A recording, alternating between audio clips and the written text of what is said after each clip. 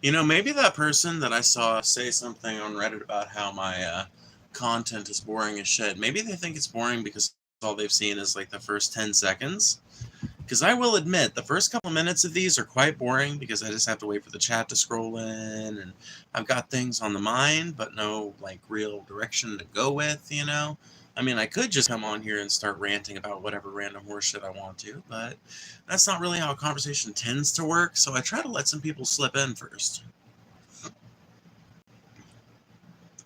Privier, privier, privier, private, private, privier, Clavier? Why? Have you fought it? Have you done a l'effort? The fuck? No! Tell me that's not... Oh, man. Oh, no! No, no, no, no, no, no, no. Okay. Thank goodness. What's up? What's up, everybody? Damn, is everybody in the chat right now a regular? Is that what I'm seeing? Oh, no? Oh, no, what? Or are you just saying oh no because I was saying oh no? I was just saying oh no because I thought I had lost this somewhere out in the yard, basically, which is like a nightmare scenario at night. It's one thing, like if you lose something out of your pockets in the daytime and you know for a fact you lost it around your house, usually even if you've got a pretty fucked up yard, you can find it after a long enough while. I mean, maybe if you're not as long as you're not a kid, because kids will really just go all over creation and won't realize something is missing from their pockets until like 20 minutes, 20 fucking hours sometimes after they've lost it. But if you're like a regular adult that has like regular places that you go to in your yard, you can usually find something if you lose it out of your pockets in the daytime. But if it's nighttime, good fucking luck. Especially if it's black like this.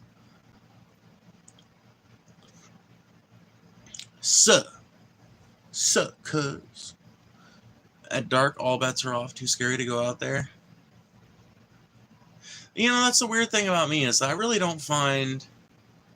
I find the night a way less scary place the more people I know are around. Does that make any sense? Like, I've never been the kind of person who is particularly scared by being in a bad neighborhood after dark. I've never been the kind of person who's been particularly scared about exploring a city after dark. But honestly, like, living out in the country, even though I grew up here my whole life, I never did a whole bunch of, like, night hiking or anything like that. I never did a bunch of exploring around at night. And I don't know how I managed to come up with, like, I don't know how I managed to luck into this complex, because from what I understand, most people that grow up in the country don't really have much fear for the, like, wilderness kind of, like, country night, right? Because night feels very different depending on whether you're in a city and kind of like a town environment versus, like, just being out in the countryside. And I find night in the countryside to be kind of scary because, like, you never know what's out there. I mean, you basically do. You basically know that it's usually not going to be another human being, but you don't know that for sure, right? You know? At least in the city, there's going to be people's dogs barking and shit if somebody's trying to sneak around in the back alleys to get into people's houses or something like that. You've usually got at least a couple of things that will let you know you should look around. Now, that being said, it's also, of course, just a statistical fact that most crime in America happens in America cities. So maybe I'm completely off base on that. But it's one of those irrational fears that I don't necessarily know how I would step in the way of, you know?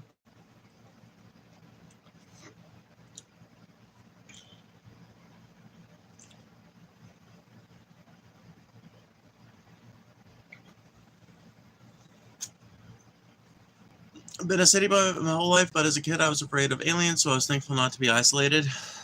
Yeah, it would be really scary to be in an isolated environment if you were a kid with a whole lot of fears and shit.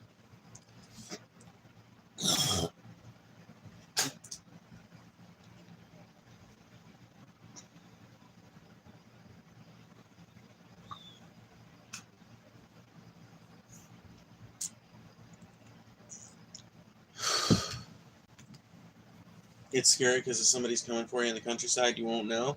That's kind of my logic too. My logic is like, if somebody's coming for you in the city, you're gonna know.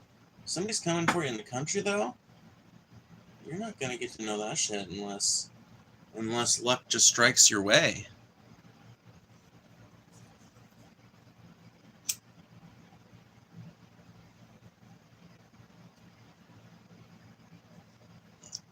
Well, I think Hawk Tuah Girl proved, if she proved nothing else, she proved that spitting is as ladylike as one wants to make it.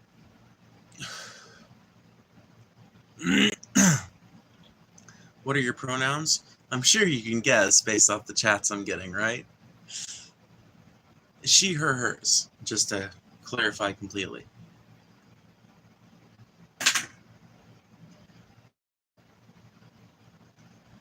The country is so dark. Well, that's a weird thing, actually, is like, if you're talking about a really well moonlit day, if you're talking about a night where there's not a whole lot of clouds out, there's a whole lot of stars, and there's a full moon or something like that, dude, man, you can see without any streetlights in the country, even in the shade. It's kind of weird.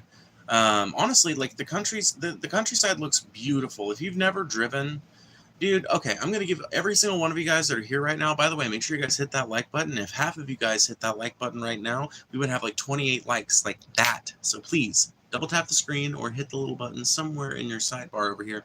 But anyway, I'm going to give you guys all a mission right now. If you are of driving age, or if you have a partner in your life or something that can drive you around, do yourself a favor and, like, next time there's a full moon or something like that out, just take a drive late at night, but while the moon's still out. So like 11:30 at night, something like that, 12 a.m., 1 a.m., and just drive out as far outside of your city as you can and to an area where you're not going to be completely covered up in trees. Drive to an area where you can kind of get a sense, like if you've got some fields near you, you know, if you live in the Midwest, this is going to be a really easy piece of homework for you. But if you don't, it might be a little harder to find a place where you're not surrounded by trees and it's yet still very rural. But if you can find a place like that, go out to a place like that on a full moon and just take into your being what the planet Earth looks like without sunlight, because it's crazy.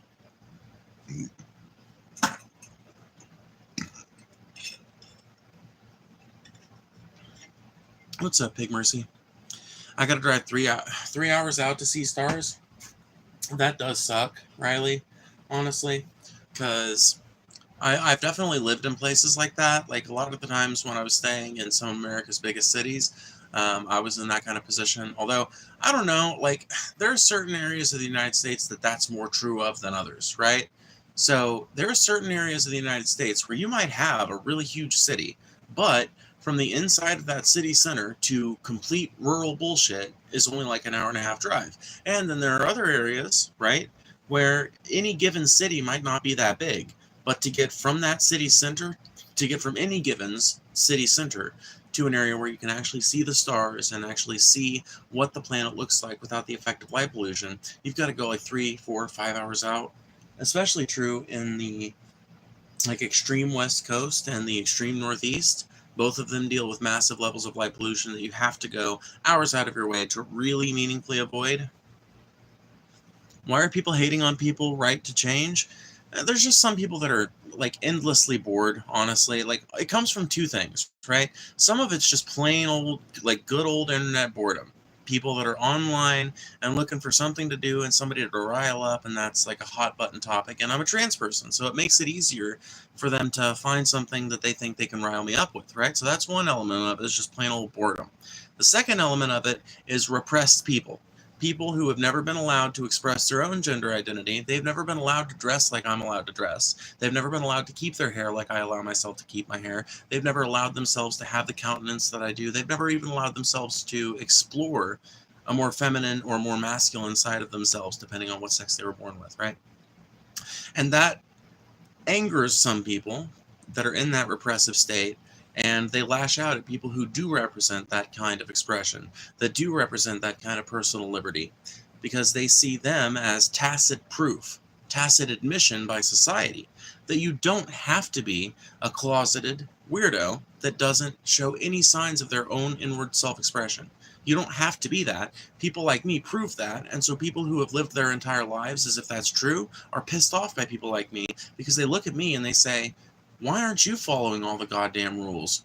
Oh my God. What if those rules aren't real? What if my entire life has been a lie? And they get to thinking that, and like, what other options does somebody in that position have? They can either hate on me and try to make it seem invalid and make the argument that make the argument with their brain that their soul doesn't really want to make, or they can just kind of like impotently fade away, impotently rage on the inside, bottle it up, and think, God damn it, you know.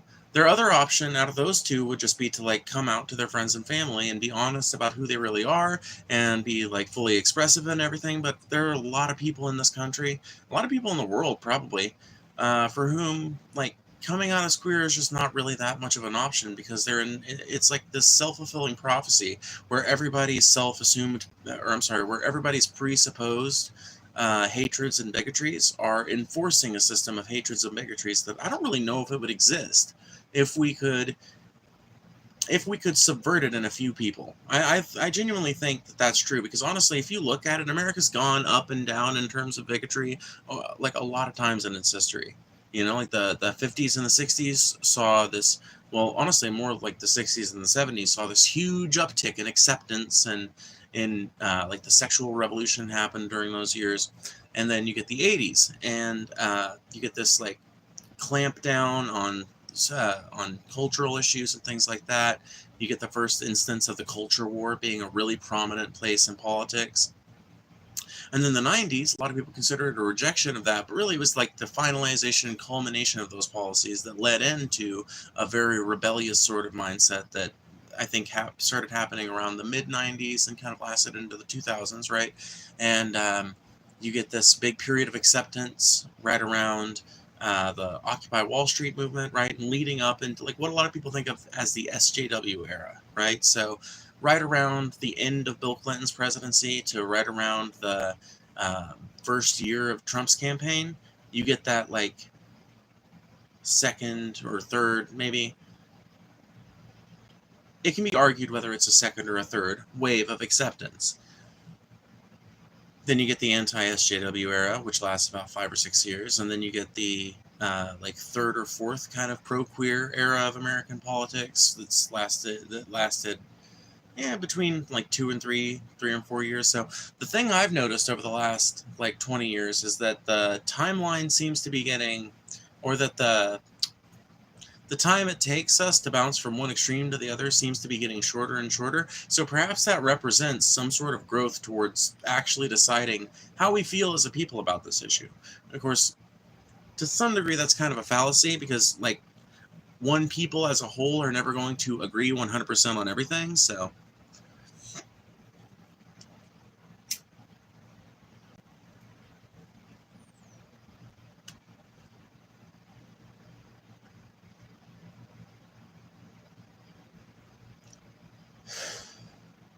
you do you, girl. Well, thanks. I used to be trans, realized I will never look good as one, so I stopped. So I got fit and became a nice Christian with a GF of 4 years, never looked back. Oof. Oof. Somebody's going to have some very deep stories of repression. That's not my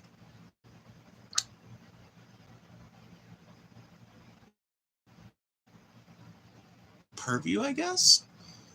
I was trying to think of something a little more clever to say than that's not my job or whatever, and something a little less terse too. But purview isn't ultimately what I ended up landing on, so I hope that works.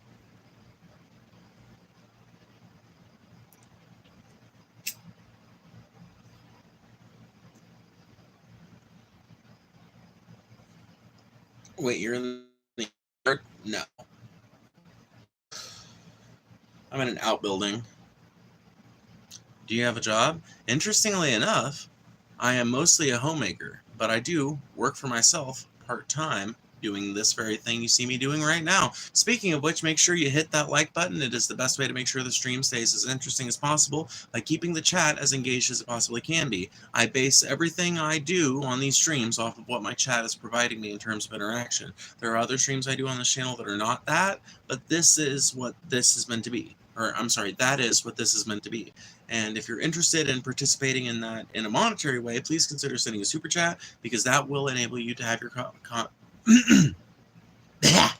sorry. That will enable you to have your comment read. I read every single super chat as long as it doesn't violate TOS. Chris Chan really let herself, okay?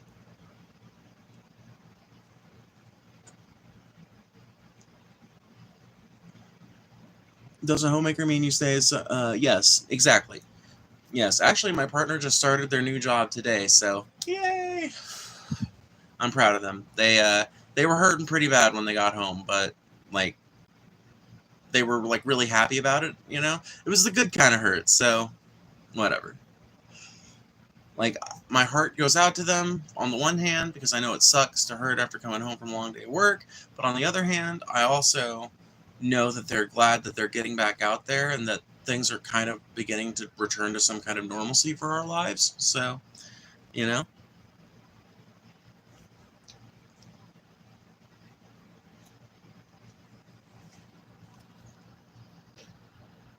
Is anyone zesty here?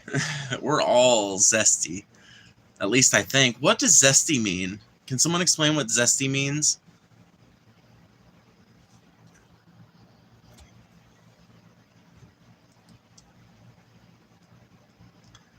Shouldn't your partner be a him? My partner is non-binary.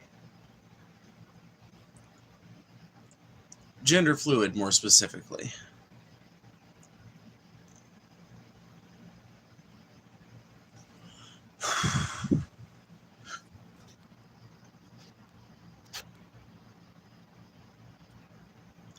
What the hell are you doing? Please. Why are you recommended to me? I'm a heterosexual man, bro. Probably that exact thing. Because there's a lot of heterosexual men that like to jerk off to trans women. Because there are a lot of heterosexual men that are attracted to trans women in some tertiary way. Because there are a lot of heterosexual and supposedly cisgender men that look up to trans women in a weird way. Because they recognize the fact that trans women basically exist as a standing testament to the fact that gender norms don't have to be what society trains people to think they have to be. Lots of reasons, honestly, that you might be getting recommended this channel. But I'll tell you what the ultimate reason is. Because YouTube's algorithm is designed to rage bait you, my friend. And I'm just taking advantage of that fact. Hey, don't shoot the messenger. You know what I mean? Like when a war goes on, is the war profiteer a bad person? Maybe. Like, maybe they are. But the people really at fault are the people organizing the fucking war. Hate the game, not to play it.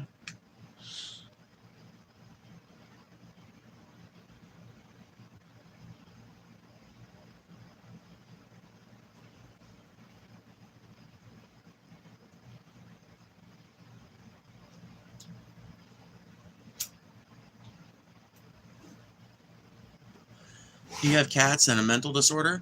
Well, I'll tell you this much. In an insane society, to be measured sane in an insane society is no measure of sanity at all. So I would argue that given that our society is as insane as it is, that yeah, sure, I might have a mental disorder, but so do you probably, and so do most of the other people commenting on here, because we live in a society that tacitly encourages the development of mental disorders. And before anyone asks or suggests, no, I don't mean through language that coddles people who suffer. I mean that we live in an insane society where you are expected to pay an endlessly higher toll every year just for the privilege of having some place to lay your head down at night where you're not going to get snowed on or rained on.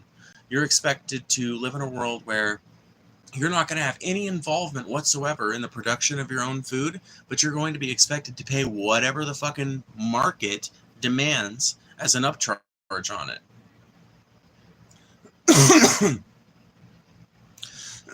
Excuse me.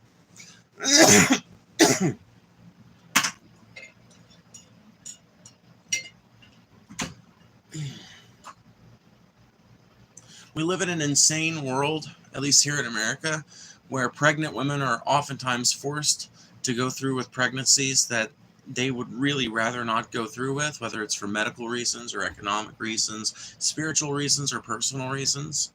We live in an insane society, and this insane society generates, as a matter of its function, a whole lot of mental illness.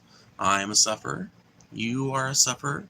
Most of this chat are sufferers. And most of us probably would suffer a whole lot less if we would figure out some way to circumnavigate around capitalism.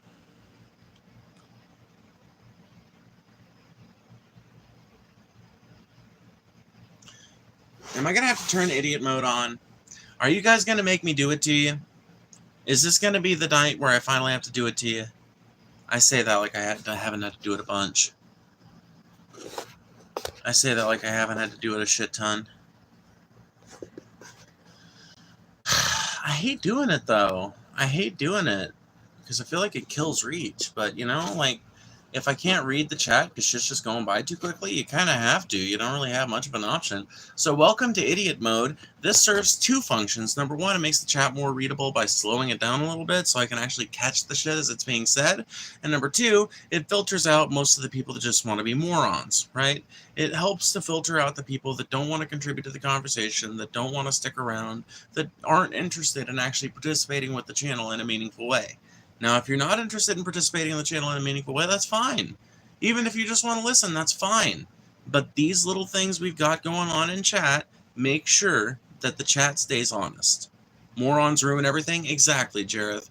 Morons ruin everything. I am perfectly willing to have any kind of conversation about any kind of topic you guys want me to talk about. We can talk about anything we agree with or disagree with. We can go through the little finer points of disagreement. I don't care. We can talk about literally anything. I don't care how much you want to make fun of me. I don't care about give a fuck about any of that shit. Here's what I care about: readability, originality, and interestingness. That means I should be able to read your comment the first time I look at it. I should be able to puzzle out what you're saying with one read through. I shouldn't have to read it out loud again and then like translate specific phrases and make up for certain misspellings and things like that. I should be able to just read it out loud and have it make sense. Okay? That's readability. Originality. That means if you see a bunch of other motherfuckers reposting the same dumbass lame meme, don't repost it.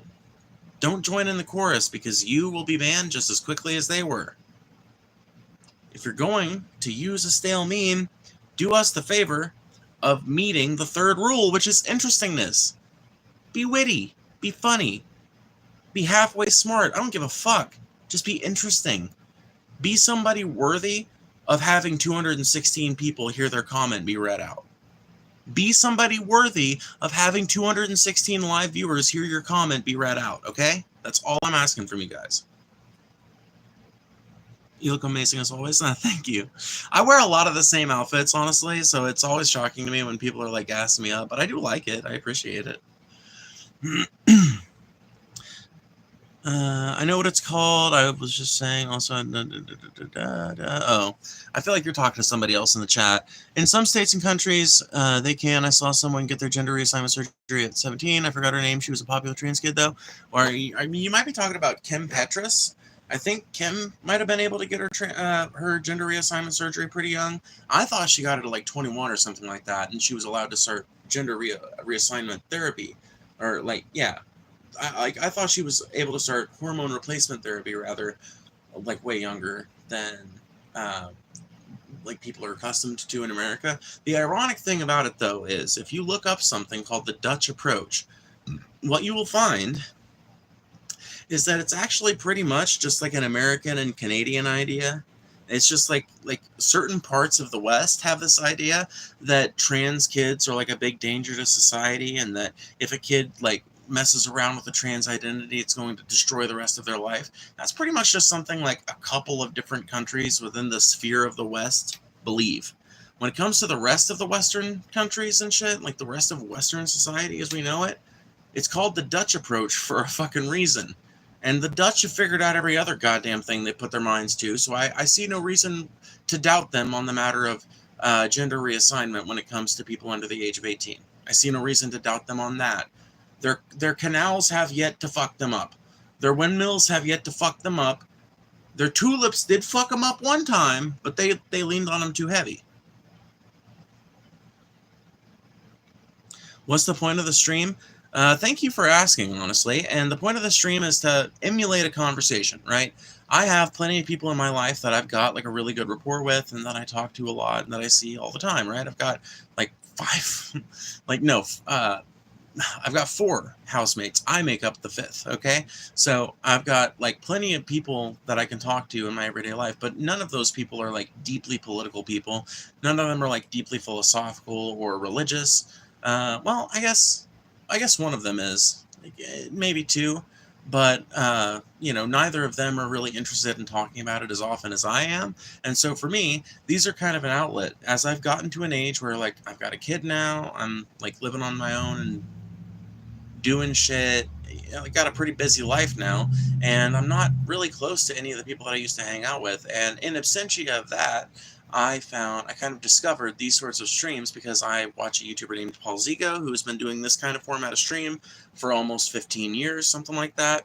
And I watched his streams for years, and when I got enough subs here on YouTube to be able to do it, when they changed their policies to let you stream from your phone with 100 subs or more, I was like, fuck it, I'll try it out. And so far it's been a massive meteoric success, and for me it's really, really, really fun. And I think that's a big part of the success, is the fact that for me it really is an outlet. For me it really is super fucking fun to sit down here and to talk, just to bullshit with you guys, basically.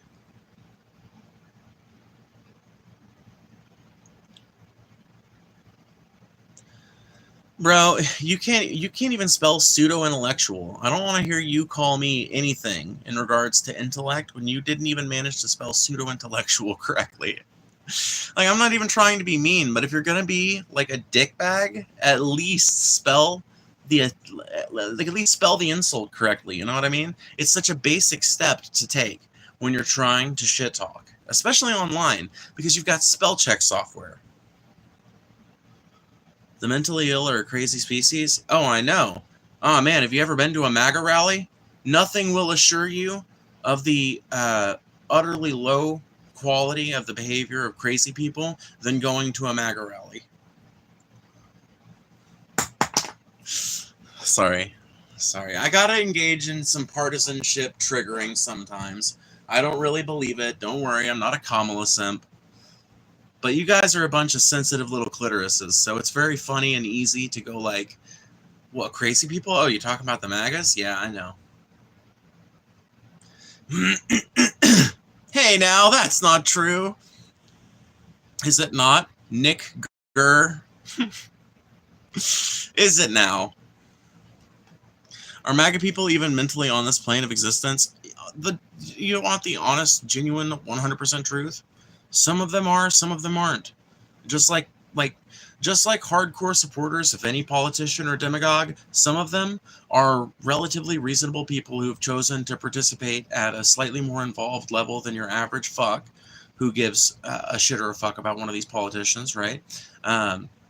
And I think that comprises a lot of the people who engage in the demagoguery that comes around one of these strong political figures. But I do think that there's in Trump's case, I think it's a pretty sizable minority, but I do think it's probably minority of his overall voter base that are like really dyed in the wool, unreachable. You're not going to get through to them, or at least I'm not going to get through to them. And the average person isn't going to get through to them. I don't think that that's every person who considers themselves to be MAGA. And I think strong evidence for that is in the way the MAGA community is reacting to this Epstein shit, right? So many fucking people, like Laura Loomer's been like a big loud voice against Pam Bondi and her refusal to release anything about the Epstein files or anything like that. And she's been like calling out the Trump administration's complete flip-flop on this issue, going from on the campaign trail, the Epstein files were so important. They were going to tell us all these things about our leadership and reveal so many fucking secrets and all that. But now that Trump's in power, he doesn't want to release any of it because him or his rich buddies are on that list. And I'm not like, it's not lefties, ironically. And this is something I think needs to be noted. So listen up, open your ears. It's not lefties overwhelmingly that are like breathing down Trump's neck about this Epstein file shit, it's largely his own base. Like I've seen way more like bordering on anti-Trump in regards to this Epstein files shit kind of content from the right than I have from the left. I've seen very, very, very, very few people on the left talking about this issue, and I've seen a shit ton of people on the right talking about it. I've seen a shit ton of people being quoted in these news stories and shit. So it's like, I've been saying it for days, the cracks in the armor are forming. I think there's an actual crack in the armor now, and I think that, it'll be really interesting to see what the developments are over the next few months, for sure. What's everyone arguing about today, Austin? I don't even know. I said a joke to trigger the MAGAs, and so now we're just playing our way through that, I guess. Hello, I understand how some people on here have their own opinions on subjects, but in all seriousness, I think everyone needs to grow up, show a little respect, and have a normal combo. Oh, I tend to agree, Jose. I mean, I engage in a little bit of the shit flinging because it's kind of part of what you have to do to be successful on YouTube. It's also part of what you have to do to really engage people on their level, you know? It helps for people to know that you're not so pretentious that you can't engage in a little bit of the down and dirty, right? But at the same time, I do tend to agree with the substance of what you're saying, which is that ultimately these sorts of arguments where we're at each other's throats and we're bickering and yelling at each other, that sort of thing is not the avenue through which progress occurs. That is just ego stroking. That is entertainment. That is a lot of things, but meaningful progress on changing people's minds on critical issues, it is not. And I think we could do with a lot more normal conversations. And that's what I try to foster here. Like I said, I engage in a little bit of the shit flinging, but I also try to balance it out with enough like complete reasonability to where people know, okay, if I don't come at her like a complete troll retard, she'll actually have a conversation with me. Wow, you know?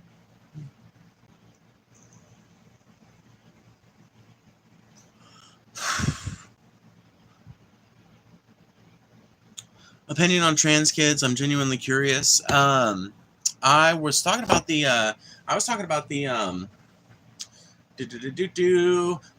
Dutch approach earlier, which is the idea that if a kid wants to explore their gender identity, that's fine, and if they're really serious about going through transition, you should provide them therapy from a young age to help figure that out and to decide what course of treatment they need, see if that's going to require hormone replacement therapy or puberty blockers or anything like that.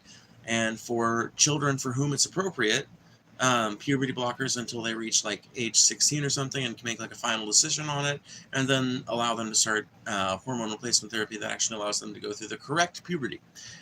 This approach to the issue of trans healthcare for minors is called the Dutch approach, and its positive outcomes are well documented. Every study, okay, not every study, but it's like 2 to 98 or some shit like that. There's a fucking vast preponderance of studies that demonstrate overwhelmingly good outcomes, and the 2 studies that don't demonstrate overwhelmingly good outcomes demonstrate like fair outcomes.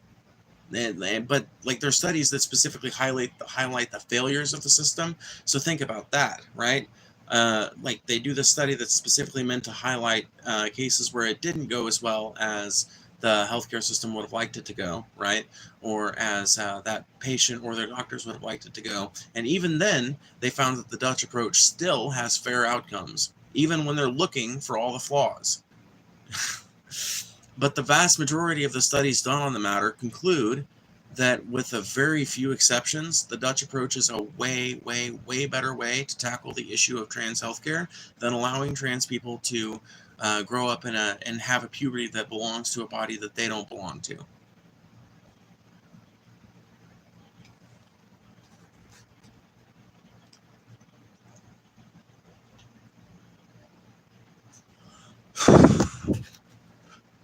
The left didn't wait for that list to know Trump is misogynistic and creepy. I know, but you still have to take your victories where you can get them. I'm glad.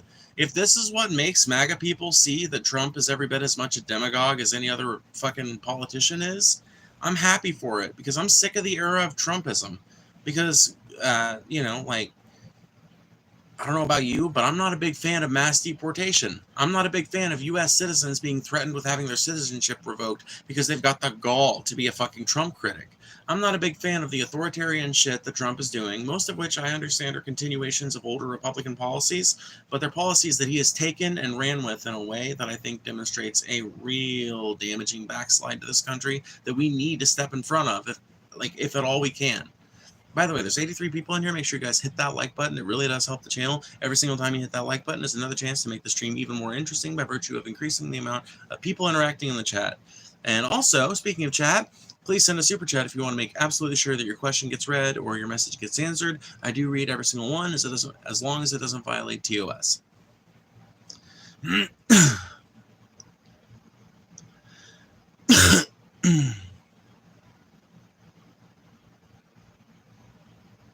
Oh man, Connor wrote out a whole paragraph to shit talk. Now this is what I'm talking about when I say readability, originality, and interestingness.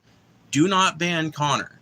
Okay, this is exactly what I'm talking about. This is exactly what I want from a troll. Okay, read this shit. Trolls, you guys in chat that want to talk shit, read this comment for an example of what your comment should look like. Okay, blurry as Bigfoot on VHS.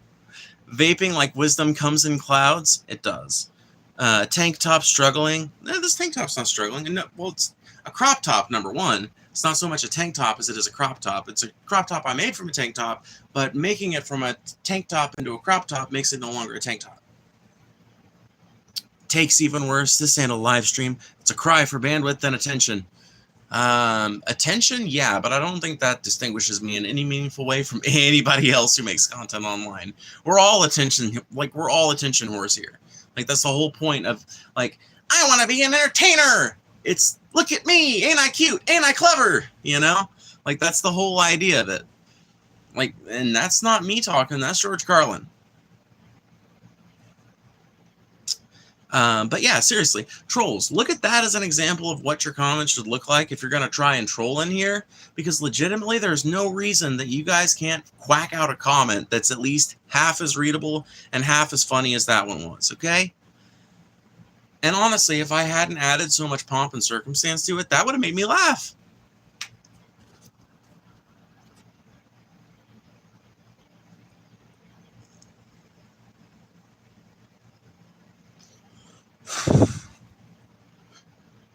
None of my messages violate TOS yet. I didn't get any answer. Why? Did you send a super chat? Let me see. Channel activity. I'm not seeing any. I'm not seeing any hidden chats on your channel or anything like that. So.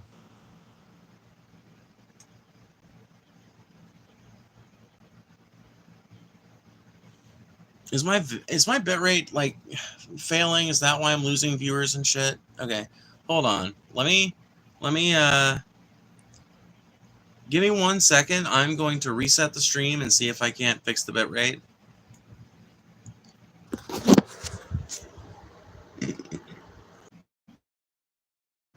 All right, if it's not connected, and about it.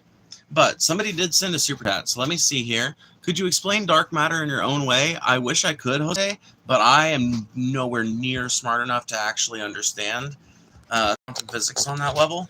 I wish I did. Physics fascinate me, both like conventional and quantum physics fascinate me, but I just like don't have the type of brain that naturally acquiesces to that kind of information. I wish I did. I'm fascinated by it. I think it's incredibly interesting stuff. When it comes right down to it, a lot of the shit that I know about quantum physics, I feel like I don't really know it about it because it's like shit that sounds contradictory and shit that doesn't sound possible, but the way I've heard it explained makes it sound possible. So I just don't talk about it, bro. It's outside my fucking pay grade. Genuinely. It's just outside my pay grade.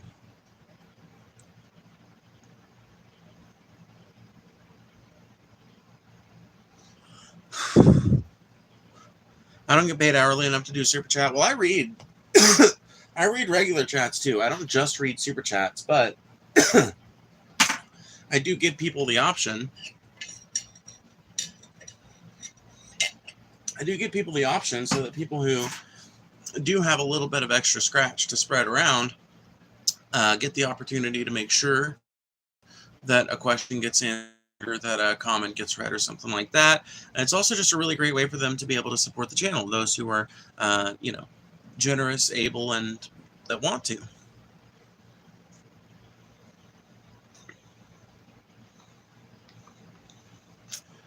My best friend is more left, and me growing up right, we'd discuss and have meaningful political conversations to see each other's side of things, but in the end, we just want what's best for our country. Honestly, Zach, I feel like you are in the same position as a lot of Americans, and I feel like, honestly, a lot of Americans are really only at each other's throats insofar as we've been made to be in a lot of the avenues in which people socialize nowadays. But, um, like, what's a better way to put this? Okay, I'm going to say this much. What you guys engage in is a kind of dying art, but it's a dying art that I think people are crying out to come back.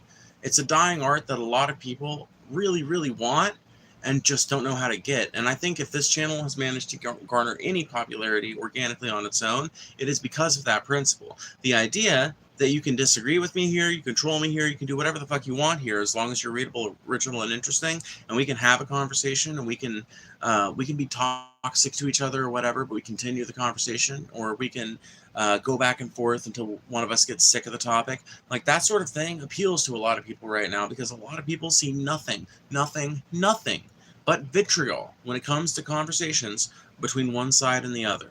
And that's something that I try my best to fight against here. I don't always succeed, but I try my fucking best. My understanding of dark matter is it means nothing to anyone, really. I wouldn't even know. I wouldn't even dare to guess. Like I said, not my area of expertise. Not that I'm really an expert in anything, but if I am an expert in anything, it's certainly not quantum physics.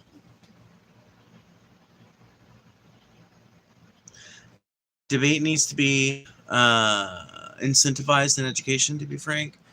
Debate and just like everyday conversation too.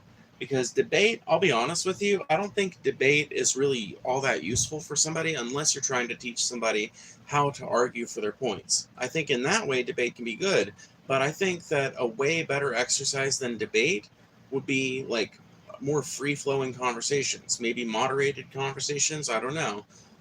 But like when you're talking about a debate, you're talking about basically a verbal fight. You're talking about like an organized verbal boxing match, and there's going to be a victor and a loser. And all of these things make the conversation less and less genuine and less productive. Whereas if you're just having a conversation with somebody else that you don't know that well, or somebody else that you do know that well but that disagrees with you a lot, you're way more likely to actually engage in that person's points. You're way more likely to take their points seriously, and they're way more likely to take yours seriously.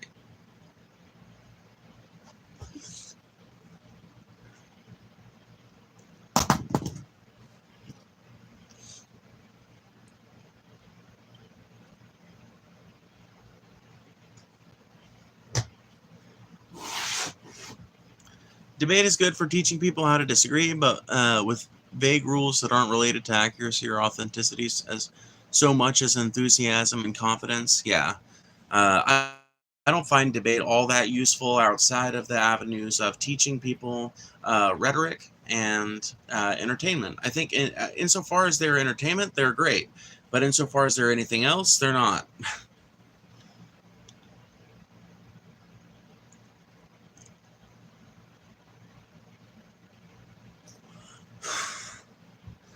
I do agree with bringing back debate as an elective, though, because there is a real use to being able to make your arguments with confidence. There's a real use to being able to say what you believe in. There's a real use to knowing different tactics to get around the things that people will say. There's a real use for that sort of thing. I do think it's something that people should be allowed to engage in and start practicing at the high school level and at the collegiate level and shit. It's a real shame that it's not more common at different schools and universities. But I just don't know how useful it is from the standpoint of coming to a common place in conversation, which is ultimately, I think, the mission of conversation, right? Like, If you're actually trying, or let's just say, like, you're trying to solve the problems of the world, and I know that, like, that's not on me. I get that. But let's just say that that's one of your fucking ideas. Like, let's say one of the things in your mind is, what are some different ways we could live? What are some different things we could do? What are some steps we could take to mitigate some of the damage? And if that's your goal, right, then your goal in conversation should be kind of close to that. It should be, how do we come to a place of mutual understanding? How do we come to a place where, even if we don't necessarily agree, now we at least understand where one another is coming from, and we know better how to make whatever deals we have to make?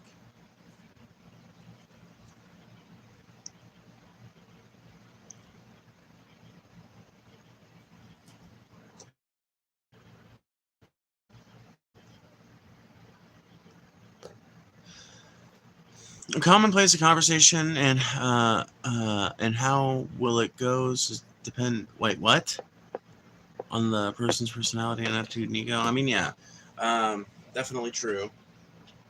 Definitely all true. I'm gonna have to open up some windows in this bitches. In this bitch, it's too fucking hot. I don't give a shit. It's literally like 1,000,000 degrees in here.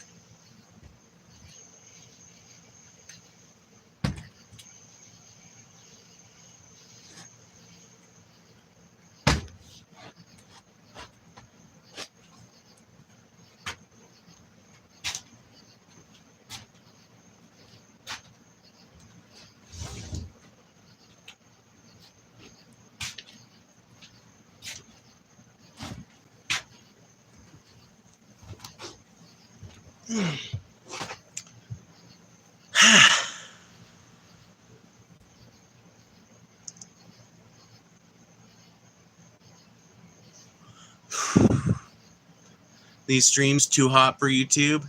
Oh, dude. Too hot for me, man. I'm so sick to death of summer, dude. Literally, I'm sick to fucking death of summer. Sick to death of it. Oh my god, I could fucking scream and cry. I'm so sick to death of it. Oh god. Summers down south are interminable, bro. Summers down south are literally interminable. It, like, you start getting hot days in May, sometimes even sometimes earlier. Honestly, you'll start getting like muggy and kind of like gross, kind of hot days in like April, and like by the time it hits June, basically every day is fucking miserable. You might really luck out. Like, if you really luck out, you might end up with um like the first day of June not being hot, or maybe like the first week in June might have some cool weather, but usually it's just like hot and muggy and bullshit for months, months and months and months. June, July, August, September. It's usually literally until late September before you start seeing things really cool down enough to, like, actually feel comfortable sitting outside at any given point in time. I mean, if I could be sitting like truly outside right now, I wouldn't be uncomfortable. It's just because I'm sitting in an outbuilding that's not ventilated very well.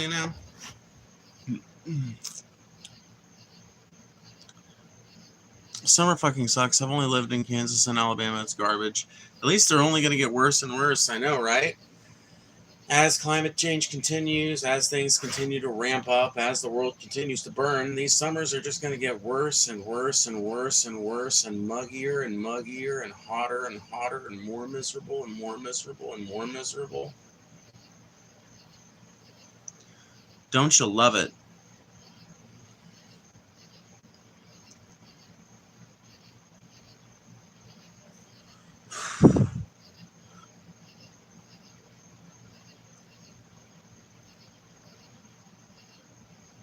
Hottest summer of your life so far? Who's Bart?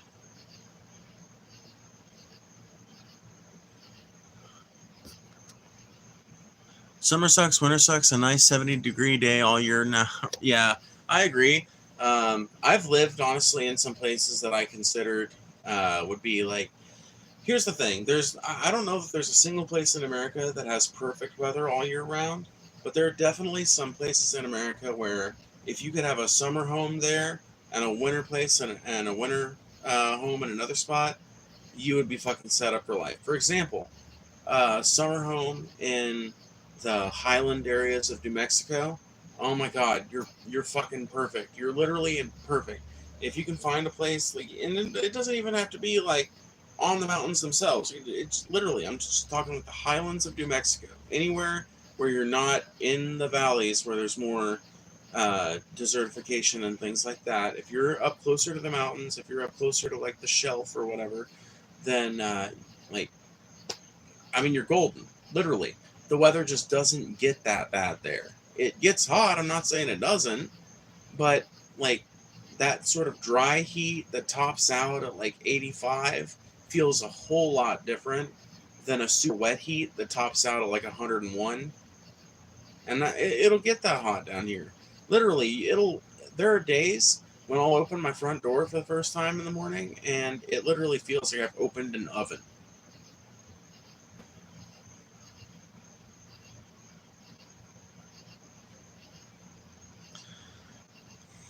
I wish I was born as a reptile sometimes, then I would enjoy summer more. Oh, 100%. Yeah, reptiles have an easy go of it in summer.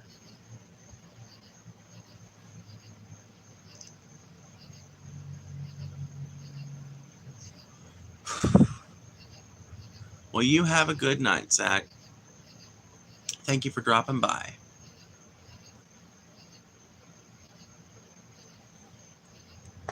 Watching from Texas, it's so hot here, I have Shrek and Donkey arguing in my shorts on whose swamp this is. Yes. Yes. I see what you mean. 100%. It's it's fucking miserable. Like, honestly, I talk a lot of shit about the Deep South, but 99% of it has nothing to do with the culture because you can find redneck ass hillbilly motherfuckers all over this great country. You ain't got to go to the Deep South to find those types of people. And that's not the fucking sole province of dumb motherfuckers with bad ideas. Just because the South's got an untoward amount of them doesn't mean it's like, that doesn't mean we've got a monopoly on them, motherfucker. So honestly, 90% of my fucking qualms about the South, I've been thinking about it more and more and more and more and more and more and more and more and more. You know what my main qualms with the South are? The fact that this place is just inhospitable anymore. So it's two things, right? But both of them amount to inhospitability, right? One of them is the fact that nature is continuously making the South a less hospitable place. Our summers get just as hot, but now we get colder winters too. So now it's pretty normal for Mississippi to get snow, despite the fact that we don't have any snow infrastructure to deal with snow. And the fact that our roads really are not built for getting snow. The fact that none of our houses are really built to expect a load of snow on the roof. Okay? So nature itself is kind of making its presence more and more known in a lot of areas of the Deep South. And inhospitability from just the way shit is ran here, the low amount of funding given to any sort of infrastructure. I mean, that alone probably bothers me more than anything else. And the more I think about it, the more bothered by it I get, honestly. And I know that sounds fucked up, maybe. Like, maybe it seems like an arbitrary reason to become dissatisfied, because for those of you who don't know, the place I live, I mean, my family has roots here that go way back. Well, not way back, but way back compared to what a lot of people got going on. Like, I literally don't know a single other person who lives on land that they inherited from a parent, you know? Or who lives on land that their parent inherited from a parent. And it makes it kind of hard to want to go away, but at the same time, I just get to thinking about all the fucking inhospitability of the places down here. And like I said, I get to thinking about the fact that there's just no money spent on public transit here. And the more I think about it, the fucking more frustrated it gets. It gets me because I feel like that, yeah, I feel like it's one of those things that's emblematic of a broader cultural trend down here in the Deep South, which is that these are politician states. They're not worker states. They're not states for regular, average, working class people. They are states for whom the entire policy structure is oriented towards enriching a specific group at the very top. And I think that in perhaps no area is this more visible than the Deep South's reluctance to fund mass transit programs. Y'all got no sidewalks down there, just dirt by the road if you're lucky. Oh, yeah, if you're lucky, you might have a soft shoulder. If you're not lucky, you got a ditch and some woods.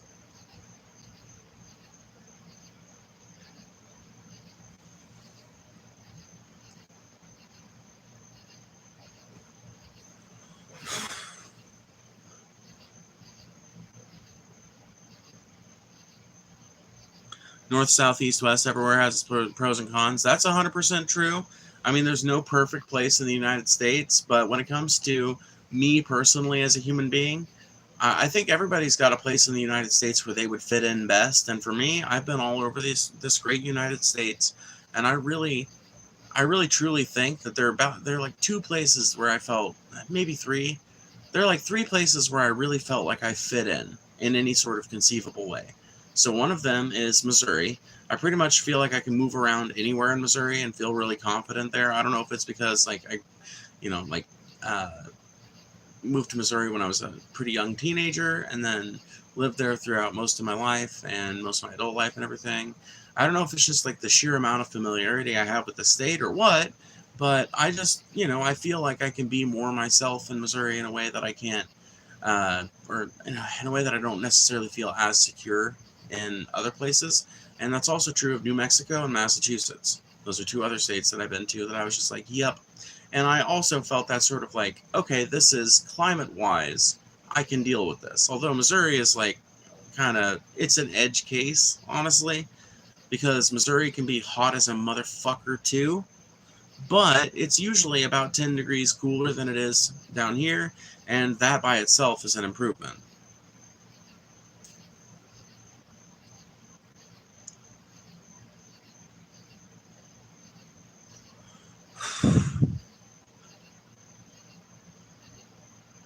I used to live in them there hills of the Ozark.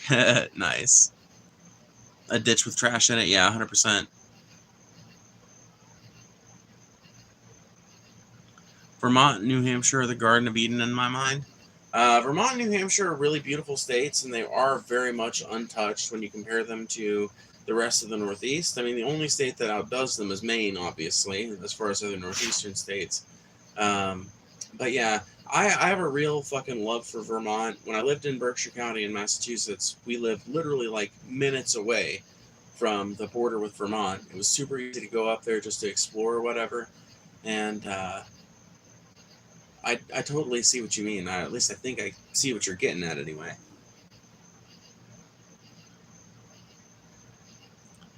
I live in South Carolina, top of the turd, baby.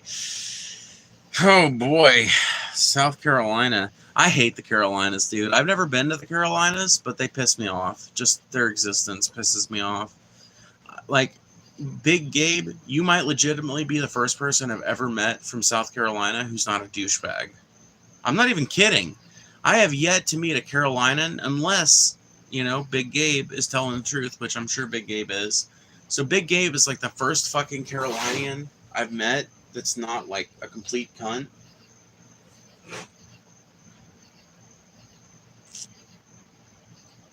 I love Brattleboro. Dude, Brattleboro is such a pretty town. So many towns in the Northeast are like that, though. Like, that's one of the beautiful things I learned about living in rural Massachusetts is the fact that little towns like Brattleboro are not fucking... They're not that hard to find in the Northeast. They're not necessarily the super common thing everybody thinks of when they think of the Northeast, but towns like that, I would say, actually represent a fair majority of towns in what you would consider New England proper.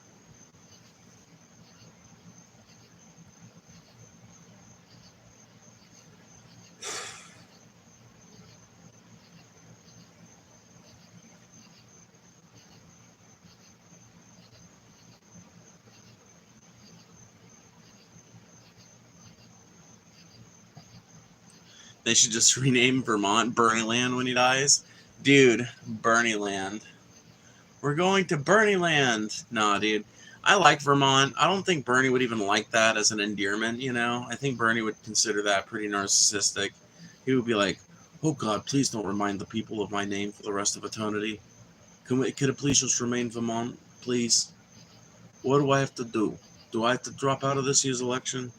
Do I have to finally retire? Is that what it's going to take for you guys to not rename it to stupid fucking Bernieland?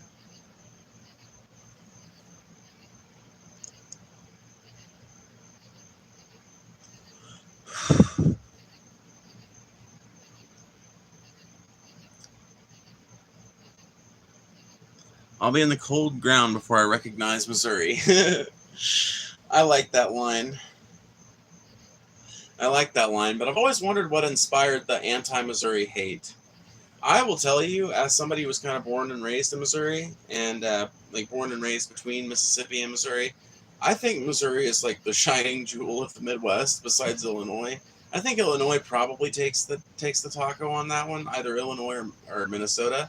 But if you're gonna leave Minnesota and Illinois out of it, I think a really good close second or third rather is Missouri. It's just like, yeah, they got some backwards laws, yeah, but Missouri also has a really like active, maybe not as active as it needs to be, but Missouri's got a way bigger presence of progressives and activists than a lot of red states do, like a lot of outright red states, I should say. Because most people would look at how Missouri's voted in the last few presidential elections and say, oh, that's a red state.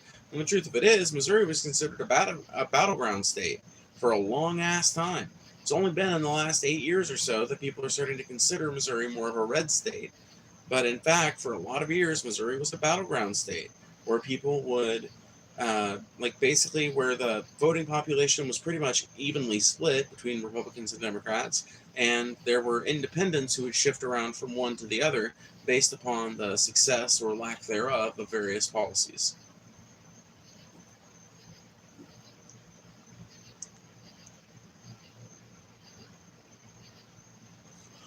You really think Missouri is better than Illinois? Well, that's kind of why I corrected myself, honestly, Merrick, because I think when it comes to their like actual legislative agenda and things like that, I think that Illinois is probably like, okay, let me put it this way. I think Illinois is probably a better place to live in a lot of ways, but I think there's an argument to be made depending on what axes you look at. You know, Missouri, as far as I know, is still way more affordable to live in than Illinois. Missouri's got a way looser regulatory atmosphere when it comes to cannabis. Well, not necessarily looser, but they've got a way more broad and way more like way more easily accessible and shit. Like framework for their cannabis recreational legislation. So let me think here. Trying to think of other axes of comparison. Obviously, cost of housing is going to be way cheaper in Missouri versus Illinois.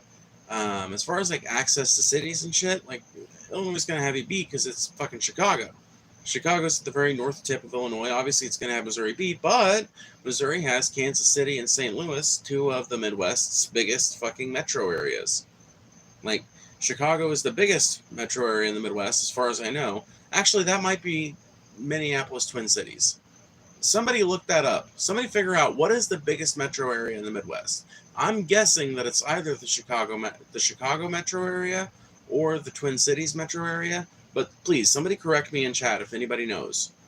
But if you combine the total land area of the Kansas City metro area and the St. Louis metro area, and if you even want to cheat a little bit and add in the metro areas of places like Columbia and Springfield, then what you end up with is a pretty fucking massive chunk of the state being taken up just by cityscape. So if that's what you like, if you like living in a city, if you like exploring cities, if you like America's weird urban sprawl and all the other problems that we generate with our refusal to build anything like a European city, if you like that kind of thing, if you find there's some kind of perverse beauty in it, like I do, you can find plenty of that in Missouri. And you can find places that have their own sense of place, too, which is important in creating memorable cities, you know? I personally find a lot of pride in the fact that I've been to the St. Louis Arch. And I find a lot of pride in the fact that people from all over the world will talk about it as if it's like this crazy marvel of engineering, because it is, and talk about how beautiful the views are from the top of it, because they are. It's Chicago? Cool. I qualify for being in Texas. I got something that's pretty big, but oh geez. Mouth breather. Yeah. Not safe for chat, you fuck.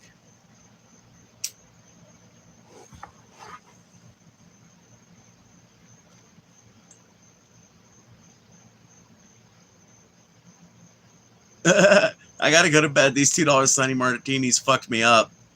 Okay, go to bed. KC Mo is wild every time I've been there. Oh, dude, KC Mo is fucking crazy. Can I tell you guys a story? I know there's only 17 people in here. Nobody gives a shit anyway, but whatever. I crashed out earlier with my fucking connection, and that killed off the viewership. So we just got to deal with it. That's just how it's going to be tonight. Listen up, everybody. We've got a more intimate group. Do you want to have story time with Phoebes?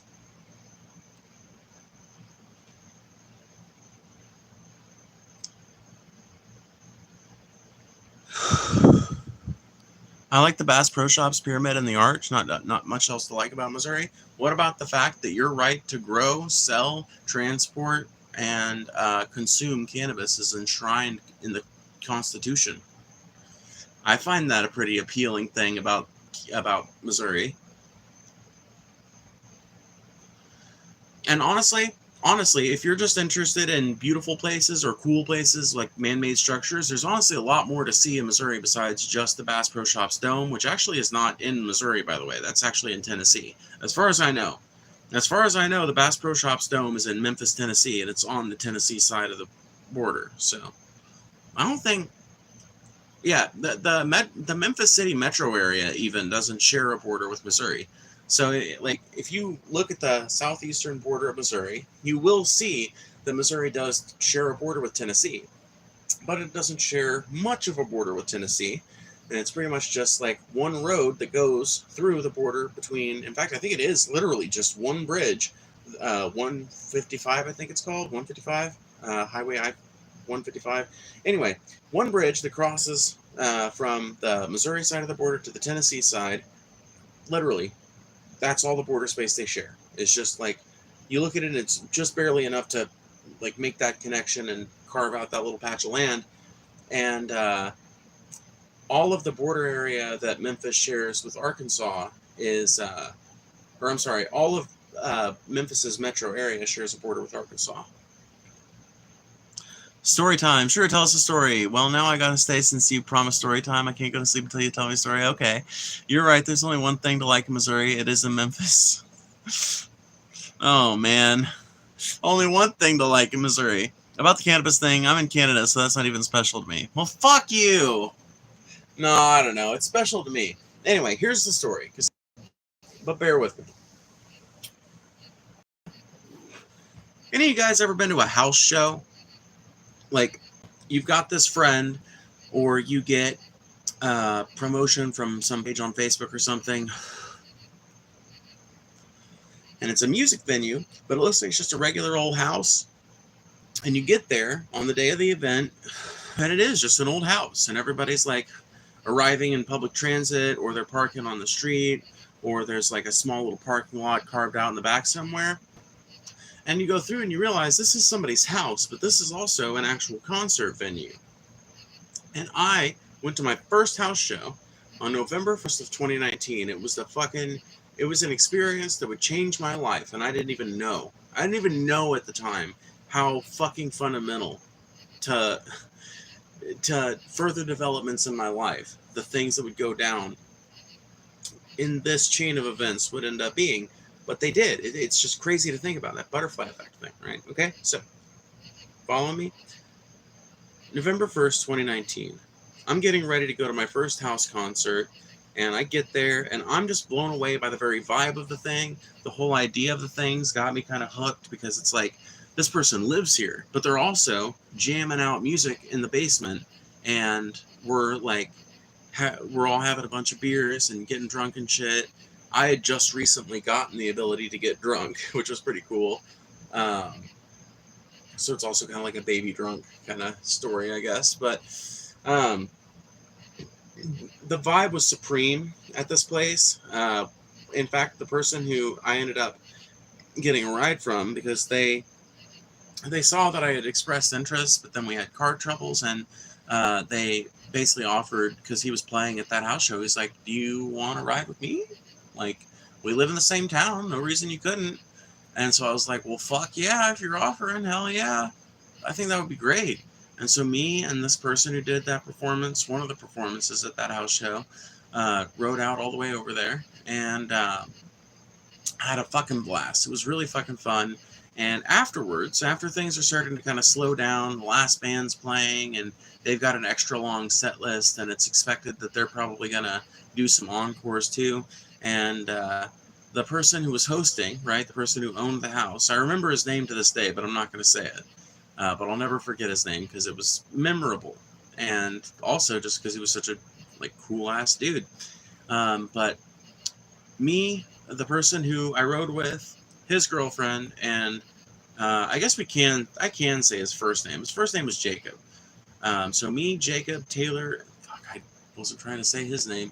Whatever, dude, I'm bad about this shit. And his girlfriend, we all go up to the weirdest fucking room I've ever seen in the attic of a house, okay? So you know how normally to get up to an attic room or something like that, there'll either be just an exposed staircase, or there'll be something that you have to get out of the ceiling, and then you unfold it and you set it up, click.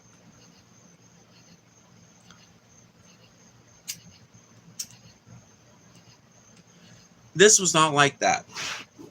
We get into the hallway of the ground floor of the house, because we've been in the basement where the house concert was happening, because it was one of those basements that's got the drive-out garage kind of set up. And so the ground floor almost kind of feels like a second story. It was effectively a 3-story house, because it had the ground floor, the basement, and this weird upper floor that you would have never known was there. Because we start going down this fucking hallway, and I think that we're about to go in somebody's bedroom. Maybe it's got a cool view, probably doesn't. Maybe it's got cool decorations, probably doesn't. At the very least, it's going to be picked up, because this person's way too professional, I can already tell, and way too clean, as a person, to have a dirty room, but whatever. That's what I was expecting, right? Suddenly, he makes a turn to the left and opens this weird little closet that's got a step to it at the bottom of the door. Opens it up, fumbles around for a light in there, and it illuminates the staircase up to this room, which I had spotted on my way into the house, but I hadn't thought much of it, because I've always seen, not always, but in Kansas City's metro area, in St. Louis's metro area, and honestly in a lot of different cities in Missouri, you'll see these loft rooms or attic rooms, I don't know what to call them, but basically little rooms that make up either a second or a third story on a house that are very small, but usually have wraparound windows. It's kind of like a gondola or something like that. And never would have guessed it was there. Never would have guessed that's how you get to it. But it was really fucking cool. We get up there, and oh yeah, I forget, there was a fourth character with us, or a fifth character with us, who was the first plug I ever met in my life. So we get up there, and somebody produces a white owl wrapper. Somebody else produces, Jacob produces this weird fucking contraption that's basically like a bong, but not quite a bong. It's something that allows you to draw in the smoke from the blunt as a whole hit, and then it's got a carb on it, so you can just take it all at once. Weird ass contraption, completely homemade, but pops it out, and this person who, like I said, was the first actual plug I would ever meet in my life, they literally, it was like some shit out of a movie. They got this silver suitcase that they'd hauled up there, not like a suitcase, but it looked like a laptop case or something like that, right? But a really nice one with the circular locks on it, or whatever they're called, the combination locks on them. Slaps it up on this table, keys in the combination, and then opens it up, and it was literally like that scene in Pulp Fiction where they open up Marcellus Wallace's suitcase and they're struck by the gold aura, and so what the fuck, and they're just taking account of what's in there. Literally, it was like that. I looked over, this motherfucker had little bagged up portions that now I would know as eighths. Back then, I had no idea what the different proportions were. But I noticed he had one like big bag, and that was clearly like his supply. And then he had these other smaller bags that I assume were probably ounces, and then eighths. And I remember that my friends had actually, because they ended up buying some weed off him, they had to source their own bags because he specifically said he doesn't carry quarters because most of his customers don't order quarters, but he'll still sell a quarter as long as somebody else has their own bag, or they don't mind getting just a Ziploc or something like that. But he actually had pretty fucking heavy duty bags for his regular shit. They were still Ziplocs, but they were like expensive Ziplocs. That was actually the first plug I ever bought weed from, genuinely. Like, well, no, that's not the first plug I ever bought weed from, but that was the first plug I ever bought a significant amount of weed from, because after he pitched in the weed that he was going to pitch in to roll this blunt, and they got it all rolled up, they started passing it around. Now, mind you, at this time in my life, I was still a baby stoner. I hadn't smoked a whole lot of weed in my life, and as a result, I was not super fucking familiar with all the intricacies of getting high, and I kind of, I guess, part of me felt like I had something to prove. Like, I can party just as hard as you guys can, you know? But also, I've always just kind of had a slightly addictive personality, kind of a slightly, like, thrill-seeking personality. And so there's a part of me that when it comes to what I consider safe thrills, it's hard for me to turn it down, you know? So if somebody gives me, like, some kind of edible that's going to get me crazy high, it's kind of hard for me to be like, nah. You know, not unless I've got something like really important that I need to do, in which case I can put it aside for that reason. But if I'm just like chilling and like on a free day or whatever, and somebody's like, hey, you want to like split 1,000 milligram edible with me? I'm gonna be like, yes please, yes please. And if you don't get it quite broken in half, if it's just like, you know, if it's more like 11/20ths, you know, I'm fine with that one. If, you know, I'll take one for the team, you know? And that sort of thing is not always the healthiest impulse, because I ended up getting so fucking roasty, toasty, ultra fucking dodeca space cadet high in this gondola that, no, well, number one, I was having the time of my life. Dancing queen, high as shit in this gondola. Literally. Having the time of my life. So, smoked through that blunt. My friends got some bud off this dude, and then we got in the car, right? And from here, my memories are honestly pretty intermittent. As shitty as that sounds, as like fucked up as that sounds, because like I said, I was a baby stoner. I hadn't gotten stoned that many times in my life, and so the fact that I was like now being just like suddenly exposed to this like top shelf fucking really high quality weed, and rolled in a blunt, which I don't know if this is true, but I feel like a blunt gets you higher than any other form of weed can with just hitting it alone. Now, part of me thinks that that's because, unlike a joint, right, a blunt burns way slower.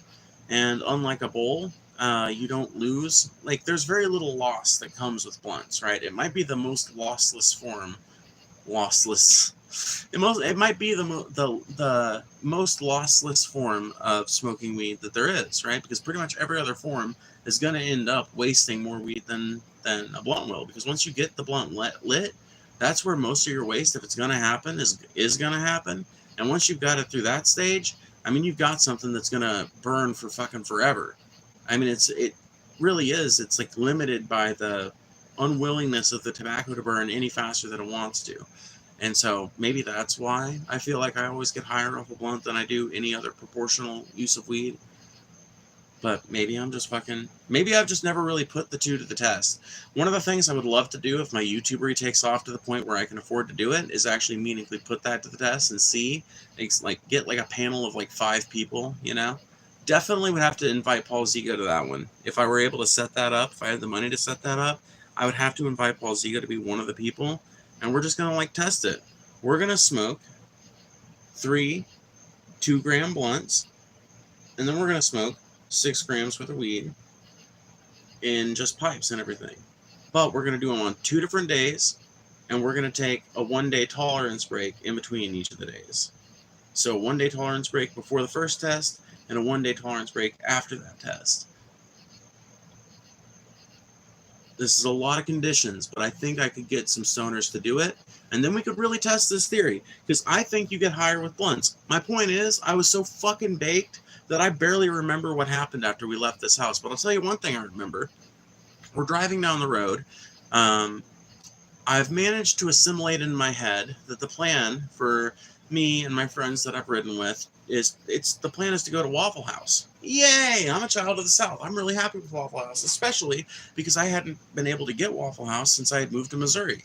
So it was a really fucking cool thing for me, because in the area of Missouri that I had originally moved to, there were no Waffle Houses. You had to go to Cape Girardeau or St. Louis or Kansas City or Columbia. You had to go to one of the big cities to be able to find a Waffle House. It's funny, down south, a Waffle House is the trademark of pretty much any little small town that's got more than 5,000 people in it. But anywhere else in the country, it's like a big cities thing or not at all. Anyway, point is, well, actually, that's not 100% true anymore either, because technically Festus does have a Waffle House. I just didn't know about it. So I guess I can't say that I didn't have it. But point is, I knew we were going to Waffle House, but that's basically all I managed to assimilate into my head, is that knowledge.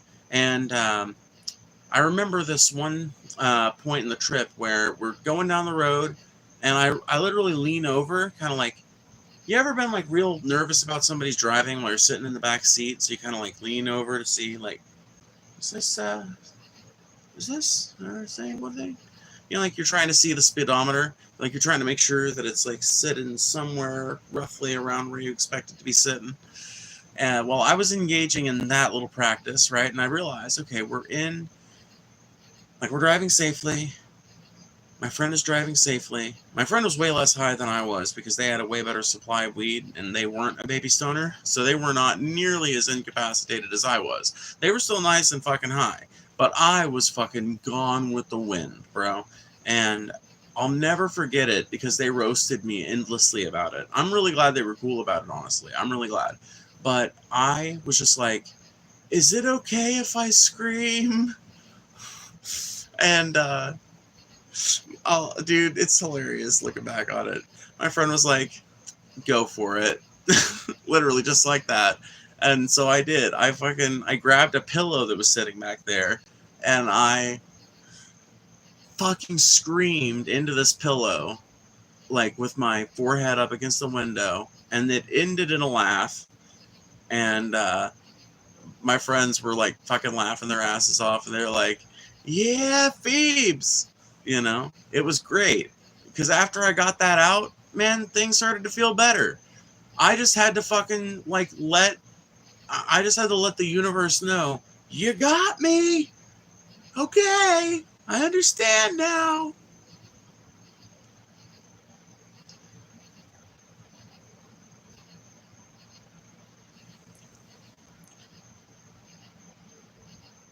But all of that happened in Kansas City. That was a house show in Independence, but it was really close to the border of like Kansas City proper. So was it Independence or was it Kansas City? Well, that's for you to decide. First time I got really baked like that, it was a damn near psychedelic experience. Oh, dude. The first time anybody gets like super ooper duper baked like that, it is a psychedelic experience. I mean, I guess I will tell you guys another one of the sub stories that is part of that story. Okay, so, like